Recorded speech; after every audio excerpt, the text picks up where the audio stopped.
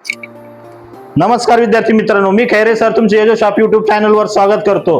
तर आज झालेला 10वीचा सायन्सचा पेपर आपण जी खात्री आणि गॅरंटी दिली होती त्याप्रमाणे झालेला आहे। 40 पैकी 31 मार्क आपल्या दिलेल्या क्वेश्चन पैकी झालेला आहे। तर चला बघूया आज झालेला तुमचा पेपर आणि आपण दिलेला गेस पेपर।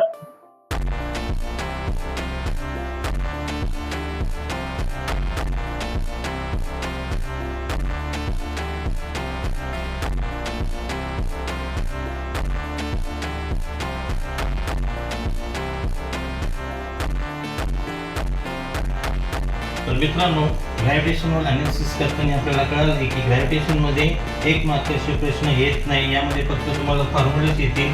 तर सर्व विद्यार्थ्यांनी फॉर्म्युले लर्न करून जा। अनालिसिस करताना असं लक्षात आलेलं आहे की यामध्ये एक मार्काचा प्रश्न हा फिक्स MCQ मध्ये विचारण्यात येतो किंवा विचारू शकतात, 100% येण्याची खात्री आहे। त्याचप्रमाणे या चॅप्टर मध्ये गिव्ह रिझन करून जाणे जे सर्वात महत्त्वाचे आहे। परत एकदा सांगतो, या चॅप्टर मध्ये गिव्ह रिझन करून जाणे ते सर्वात महत्त्वाचे आहे। त्यानंतर बॅलन्सिंग इक्वेशन मध्ये चॅप्टर मधील एक महत्त्वाचा टॉपिक आहे, यावरती आपल्याला प्रश्न येण्याची दाट शक्यता आहे, म्हणून बॅलन्सिंग इक्वेशन देखील तुम्ही अभ्यासून जा।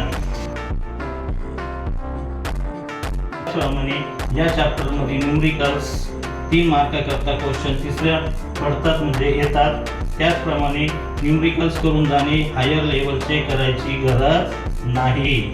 परत सांगतो, न्यूमेरिकल करून जा पण हायर लेवलची करायची गरज नाही। यातील सर्व युनिट्स लर्न करून जाणे सर्वात महत्त्वाचा टॉपिक आहे।